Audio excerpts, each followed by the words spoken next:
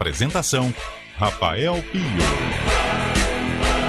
11h37. Bom dia para você, sintonizado aqui nos 99.1 e também no youtube.com/CBN Campinas, começando o nosso CBN Esportes, primeira edição desta quarta-feira, 18 de janeiro de 2023, em que vamos repercutir a vitória heróica da Ponte Preta.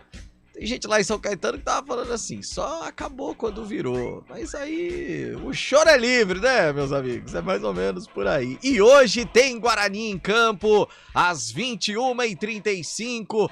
Claro, transmissão de toda a equipe da CBN Campinas. Estaremos no Brinco de Ouro, trazendo todas as emoções. E quem chega no CBN Esportes para trazer as informações do Bugre para a partida de logo mais à noite é o nosso Júlio Nascimento. Bugrão, podemos dizer. Pronto, Julião, bom dia. Tudo bem, né, Pio? Um abraço para você, para todo mundo acompanhando aqui o CBN Esportes. Ainda não dá para dizer que o Guarani está 100% pronto, porque o técnico Moser ainda sustenta uma dúvida para a escalação que vai enfrentar o Santos hoje no Brinco de Ouro, às 9h35. O Guarani não vence o Santos desde 2010, quando venceu por 3-2 na Copa do Brasil, 7 derrotas, 2 empates, inclusive no ano passado teve um jogo contra o Santos, também no começo do Campeonato Paulista no Brinco de Ouro, e o Guarani teve uma grande apresentação, até a gente batia na tecla que aquele resultado poderia ter sido positivo para o Guarani. A ideia hoje é buscar a primeira vitória justamente por conta da derrota na estreia. Antes de falar sobre o provável Guarani, vamos ouvir o Lucão, Pio, porque eu citei agora esse revés que o Guarani teve para o Santo André na primeira rodada, no Bruno José Daniel, 1-0.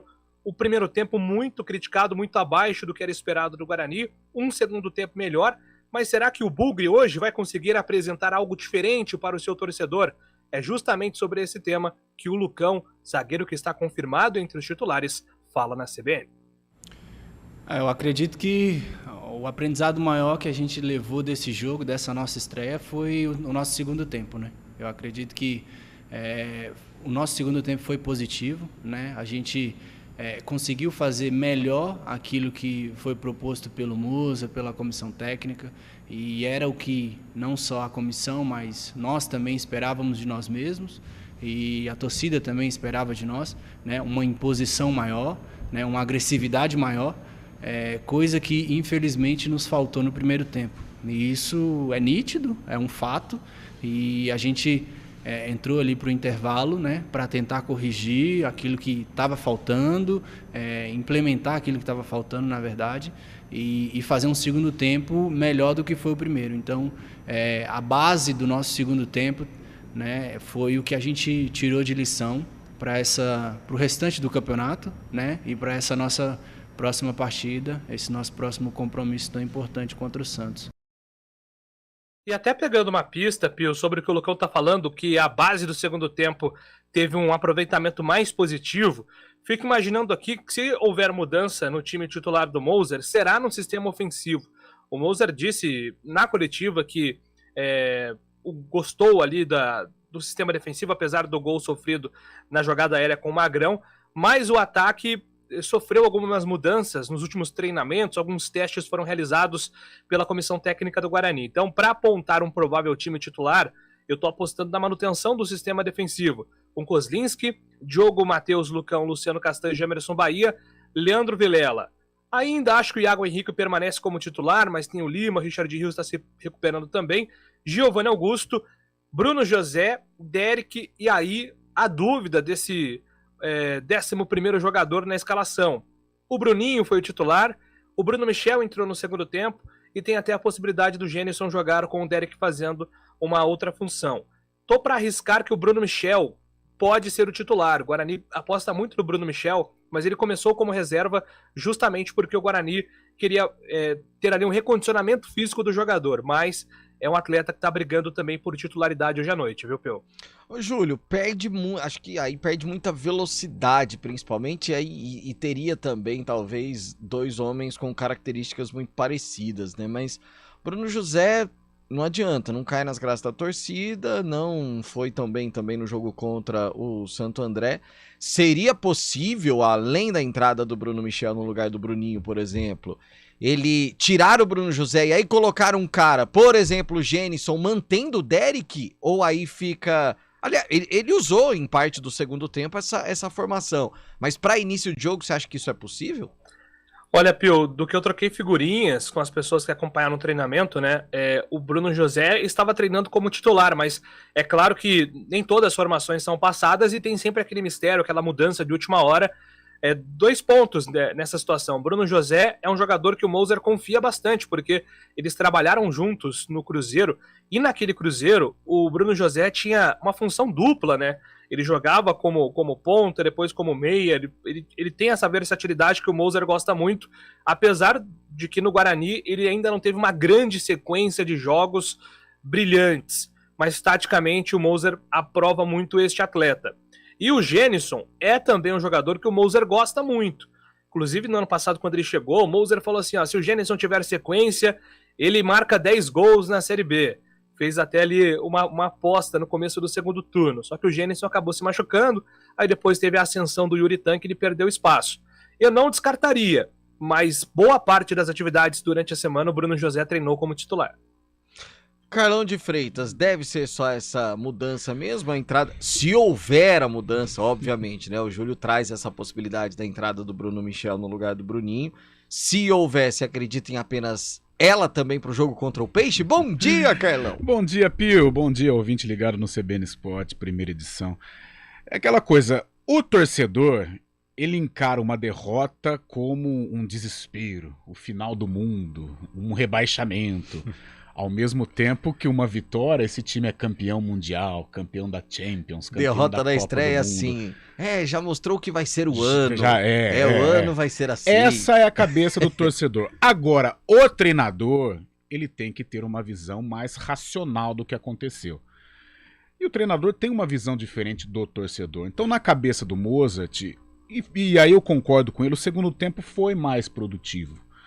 Talvez o Bruno Michel ganhe esta oportunidade com o Bruninho.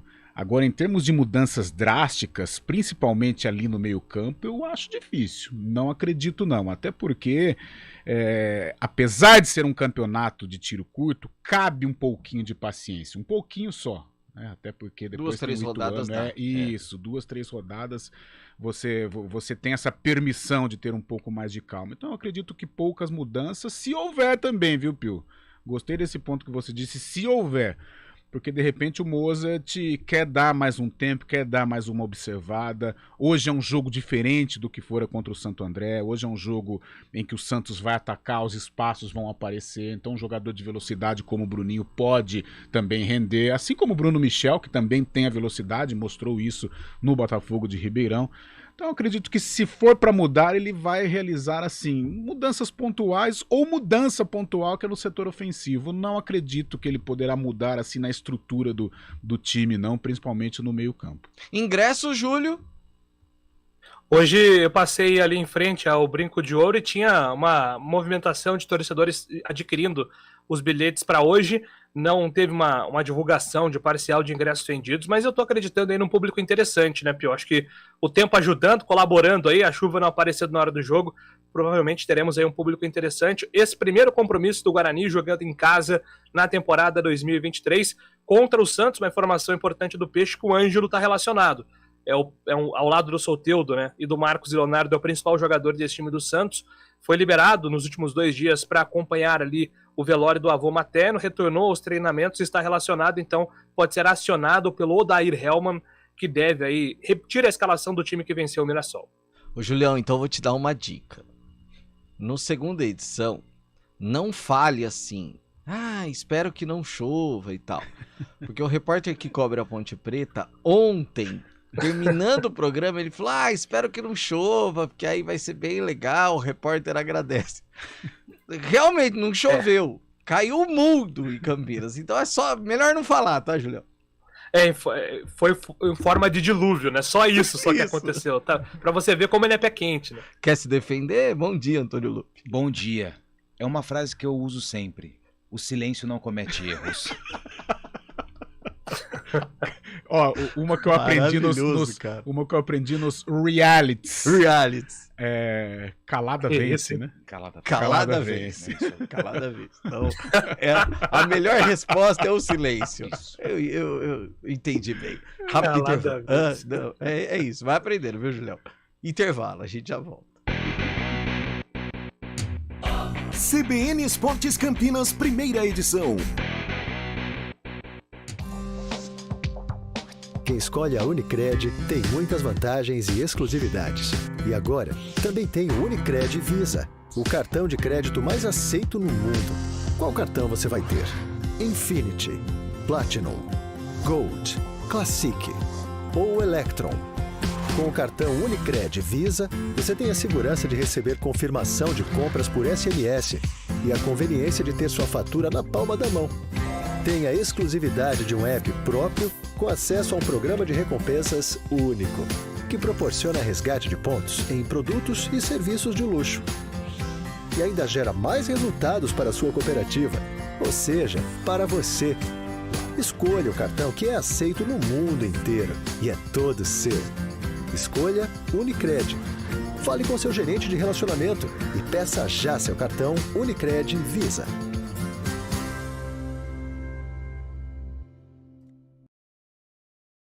Vôlei. Oferecimento Good Bom. Super simples. Super oferta Unimed Campinas. Acesse unimedcampinas.com.br e saiba mais. E ontem teve sequência na rodada da Superliga Masculina de Vôlei, depois da partida, né, envolvendo o Vôlei Renata contra o Rede Cuca na última segunda-feira. E a rodada volta a acontecer na próxima sexta, com 2 jogos, Araguari contra o próprio Rede Cuca, o Apam Blumenau contra Montes Claros. No sábado tem Farmaconde São José contra o Guarulhos, Suzano e o líder Sada Cruzeiro. E o time campineiro volta às quadras no domingo contra o Brasília, além da partida, o clássico da rodada entre Minas e SESI. CBN Esportes Campinas, primeira edição.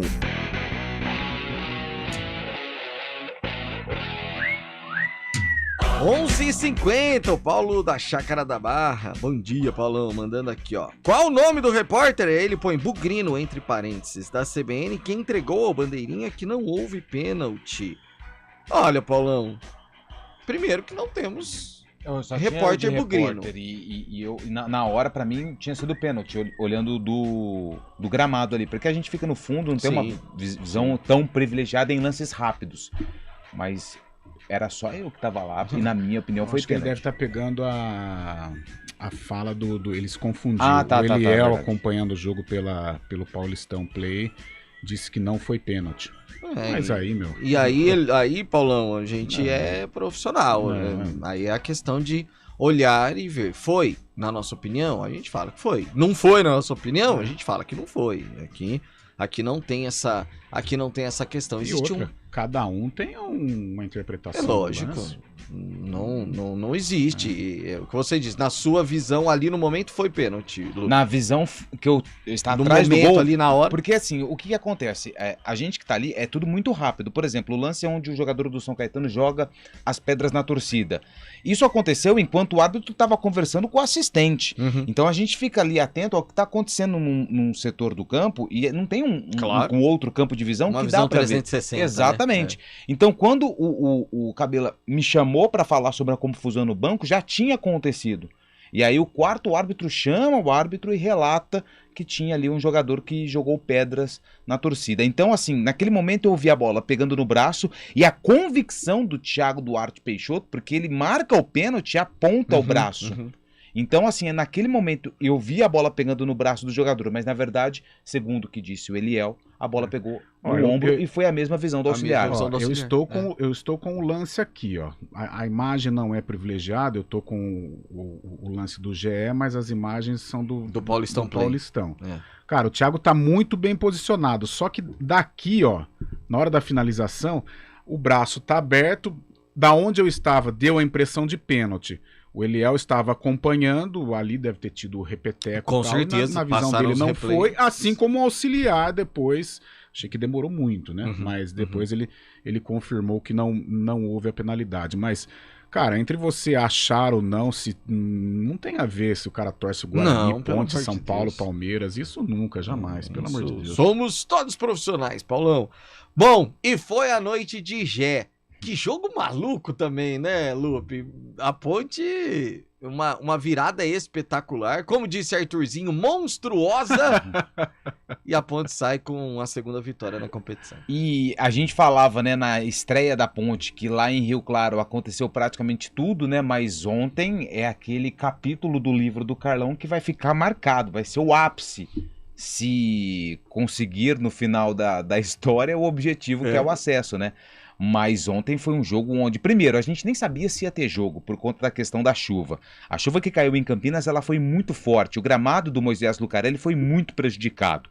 Foi feita uma força-tarefa dos funcionários da Ponte Preta e, é claro, com a diminuição do volume de chuvas, a partida aconteceu. No primeiro tempo muito difícil, o São Caetano abriu o placar com o Magrão de uma única forma que a equipe do ABC Paulista tinha de jogo, lançamento direto do sistema defensivo para o campo de ataque, e aí numa falha também do sistema defensivo, o São Caetano fez 1-0. A Ponte tentou, o goleiro do São Caetano foi um dos principais jogadores em campo, evitou pelo menos 5 gols claros da Ponte Preta, só que aí no final apareceu o Jefferson, que entrou no intervalo da partida no lugar do Dudu, aos 47 minutos do segundo tempo fez o gol de empate e aos 60 ele fez o gol da vitória. E o Guilherme dos Anjos, que ontem foi o responsável pela coletiva, não o Hélio dos Anjos, porque a informação que foi passada é que ele não estava bem, até por conta de toda a emoção, teve até confusão entre banco de reservas, e o Guilherme dos Anjos, o auxiliar do Hélio, acabou falando um pouco mais do herói do jogo.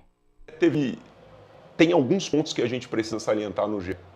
Isso aí que todo mundo está vendo no Gé, a primeira pessoa que viu foi o Ivo. Então nós temos que dar mérito ao Ivo em primeiro lugar, porque foi ele que viu e chegou e falou: ó, professor, existe o Gé. Presidente Eberlin, o Gé existe. E aí ele passou a existir para nós. A partir do momento que a gente analisou, que a gente buscou todos os vídeos, buscou os números, que centroavante muitas vezes é isso aí, ó, é número. Nós apostamos juntamente com o Ivo, juntamente com o professor, conosco, né? E esse jogador trabalhou num nível que ele nunca tinha trabalhado. Ele mesmo confidenciou pra gente, falou: pô, eu nunca fiz isso na minha vida.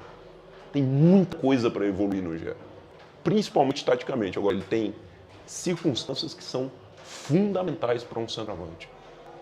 Sustentação, foi uma briga incessante na pré-temporada para ele trabalhar a sustentação dele, porque qualquer coisa ele queria falta. E vide o lance do pênalti, que foi pênalti, já tá os vídeos ali, né, a nossa análise já pegou todo o lance, a gente até agora não entendeu o que ocorreu, né, porque não tinha VAR, o VAR estava a nosso favor, lá em cima, a nossa equipe de análise. E realmente foi pênalti. E no lance do pênalti já foi fundamental. Ele sustentou, o cara fez falta nele, era visível. Foi até interessante, o Thiago deu a condição de jogo, deu a sequência, ele foi lá no limite, sustentou até o final, passou a bola que deu profundidade para o Everton e assim ocorreu o lance, o Everton foi feliz em encontrar o Elvis e aconteceu o pênalti. Então tudo isso que a gente está vendo, essa superioridade dele por cima, como a gente viu, né, essa presença muito grande de área, o Gé trabalhou muito para isso. Agora, nós temos que entender, o Gé ainda é um jovem muito cru na maneira de dizer, mas com esse potencial aí, sem dúvida nenhuma. E num time que impõe taticamente como nós impomos, por fora, que faz a bola chegar na grande área, como eu mencionei, um primeiro tempo a gente chegando com a bola na grande área. Nós precisamos desse homem muitas vezes. O Pablo conseguiu ser no jogo passado, esse jogo já teve um pouco mais de dificuldade, e aí entrou sim a ação nossa dentro do banco, de tirar um beirada que estava tendo dificuldade, que era no caso do Dudu, que não é uma característica de jogo tão boa para ele, e de ter a felicidade de colocar o Gé, naturalmente, posteriormente o Jean, que foi um menino que todo mundo sabe do potencial. Quem sou eu para falar do potencial deles? Vocês estão aqui antes de mim para lembrar do que foi Jean aqui dentro da Ponte Preta, e é isso aí, né? Todos nós estamos felizes, principalmente também em função do Jean. Mas só para fechar a questão do Gé, tá? Foi um conjunto, além do próprio Gé, porque se ele não quisesse pagar o preço é alto com a gente, muito alto. O desgaste ele é absurdo, mental, físico, principalmente. Agora ele pagou o preço, e se ele continuar pagando, centroavante fica rico fácil. autor dos 2 gols da vitória da Macaca, que segue 100% na Série A2, Pio. E a gente vai falar muito dele à tarde, mas tem que ser Gé. Não pode ser Jefferson como tá na escalação, Carlão. Gé Raiz! Gé, J-E-H. Vai por mim. Vai ter Gé Raiz, sucesso. tá certo. Júlio Nascimento, até a tarde. Carlão, Lupe, a gente se encontra à Valeu, até tarde. já. Valeu, gente. Valeu, a gente Pio. volta às 4.